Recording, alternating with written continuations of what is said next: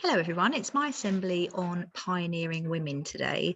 And I thought, as being in charge of STEM and DT, I thought some of it takes a kind of sciencey, technology, engineering, maths slant, but some of it is about people who have done really, really amazing things and women who have done really amazing things. So I'm just going to share my screen with you.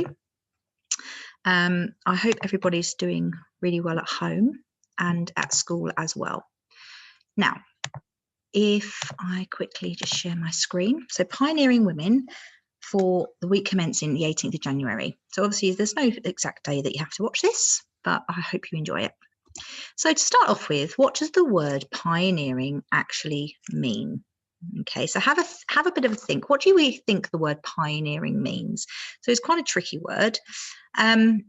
But pioneering, so I hope you've had a bit of a think. Pioneering actually means being the first to find or do something, to invent something or do something in a new way. And all of these women have done something where they've been a trailblazer, which means doing something first, or they have done something differently to what has been done before. Okay, so the first person is Rosa Parks. And Rosa Parks was a very important lady. And she's an American civil rights activist whose refusal to give up her seat. So she in 1960s America, it's very different to nowadays. And some people didn't have equality like we do nowadays. They didn't treat people equally. And she refused to give up her seat on a bus to a white person, and then it made a significant change to change into the laws in America, okay, about that equality. So she was one of the first people to actually stand up and say, no, I'm not going to do this and follow what everybody else says I need to do. Some people I'll spend a little bit longer on. The next person is Emmeline Pankhurst. Now, those people in year 6 will know very much a lot about her because we read the book Suffragettes just before Christmas. And Emmeline Pankhurst was a political activist. So that means she looked into, again, equality, women's rights. And she was one of the leaders of the British suffragette movement, which eventually won the vote for women in this country. So not always, so it hasn't been always that women have had the vote and equal rights as men. But Emmeline Pankhurst was definitely one of the trailblazers, again, one of the pioneers to make that happen. The next person is Mary Jackson. Now, Mary Jackson was is a very important person in engineering. And again, with my STEM hat on, she's a very, very special woman. And she worked actually for NASA. So she had 3 other jobs before she began working at the National Advisory Committee for Aeronautics. So NACA before it became NASA in 1951. So she began working as one of the human computers. So before we actually had computers and laptops and iPads, people were human computers who solved complex mathematical problems by hand. So they didn't have computers, calculators to do them. And in 1953, she was asked to work on an engineering project with a supersonic pressure wind tunnel. So to do with the space race. And she was studying the effect of a wind almost twice the speed of sound had on a model. Sounds very complicated. I'm not sure that I would understand some of that. Her boss saw that she was a talented engineer, and he actually picked her out and said, you should apply for this job at NASA, okay, and that you should also try and be one of our first engineers. So for about 20 years, Mary Jackson worked as an engineer, and she co-authored research papers. So she wrote a lot of important things where science is concerned and engineering. Mary wanted more though.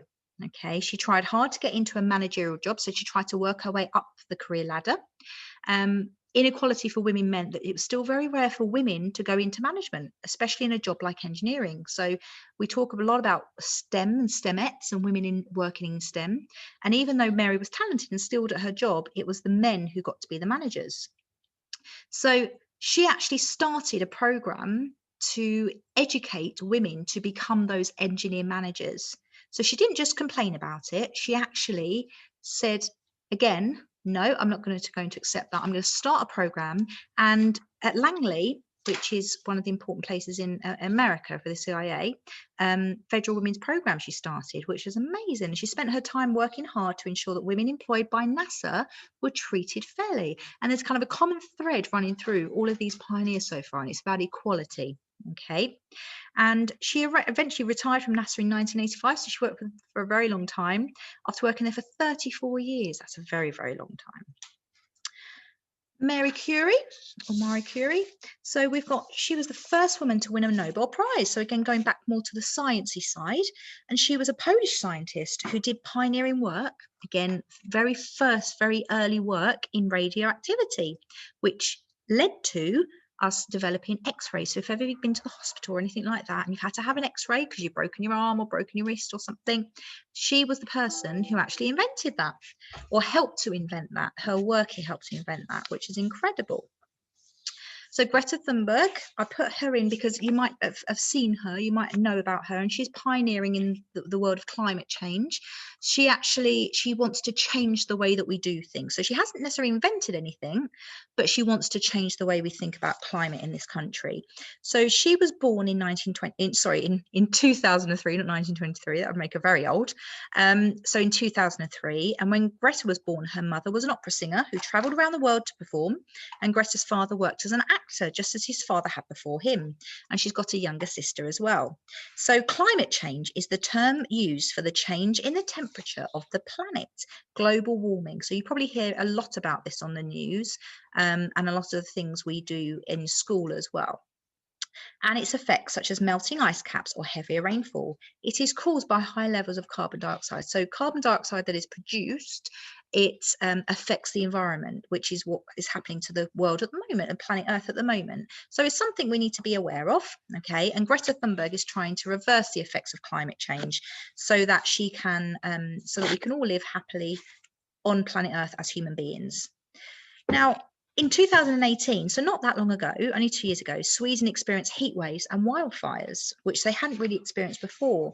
So at age just 15 years old, Greta knew that she needed to act.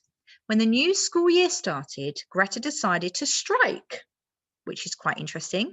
She said that she would not go to school for 3 weeks. Instead, she began to protest by sitting outside the Swedish government building. She gave out leaflets about what she called the climate crisis.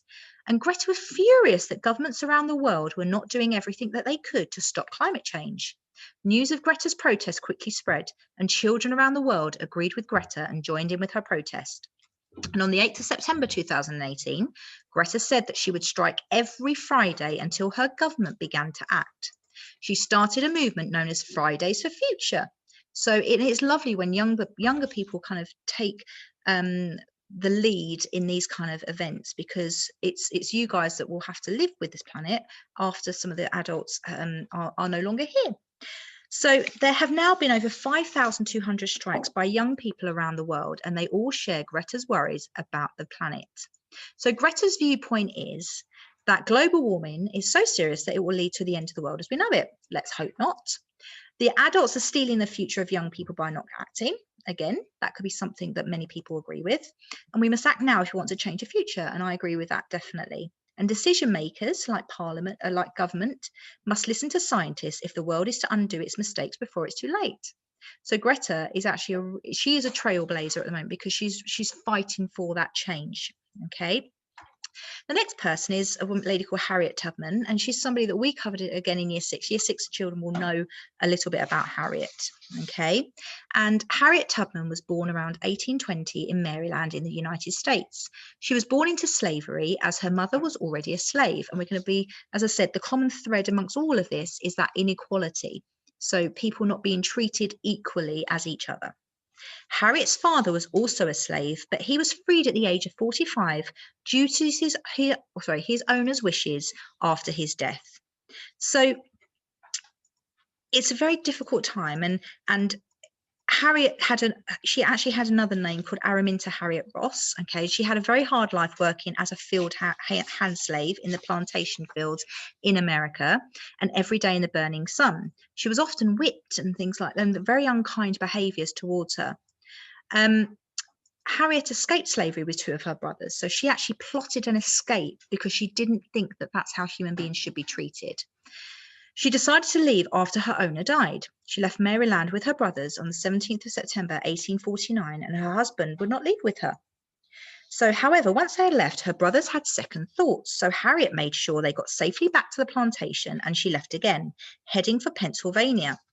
Now, Harriet made it her mission to rescue her family and friends from living in slavery.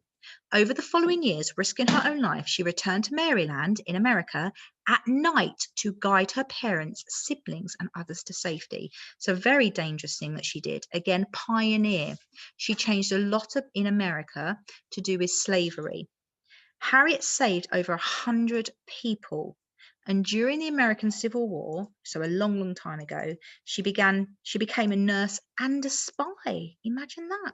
She passed information to different colonels and became a leader of corps of local Black people. Isn't that incredible?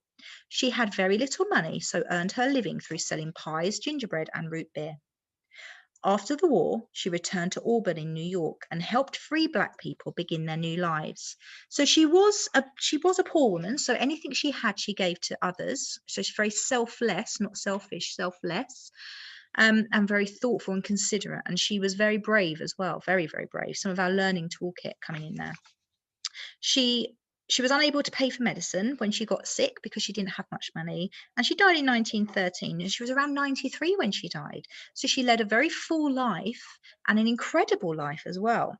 Okay, so she had shown courage and care for others and not thought about the danger she was in herself. She had saved so many lives and changed people's minds about slavery. She made slavery become the forefront of many people's minds. Okay, she made them see it was wrong and helped slaves see themselves as people of self-worth. Junko Tabei, okay, another incredible lady or woman. She is a Japanese mountaineer and the first woman to climb not only Mount Everest she climbed that in 1975, but the highest mountain in each of the 7 continents. So that's an incredible feat. I can't even imagine doing that. So she's no longer with us. She died in 2016, but absolutely incredible achievements. Again, a pioneer, a trailblazer, somebody who will go down in history as very, very, very important. Okay. So I want you just to have a little think. Why do you think we need to consider pioneering women? Why not just pioneering people? Why do we think we need to think about women in particular? So just have a little think, okay?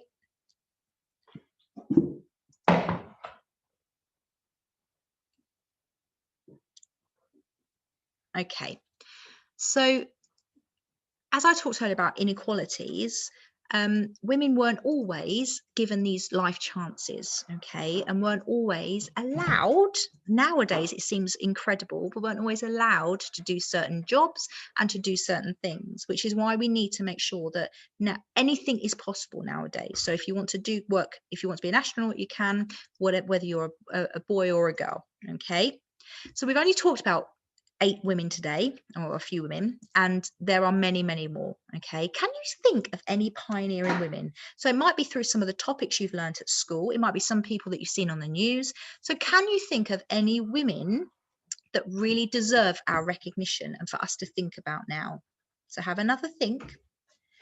If you want to pause it, you can while you have a think about that. I could have had hundreds, thousands of women, but we just needed to think of a few today. Okay.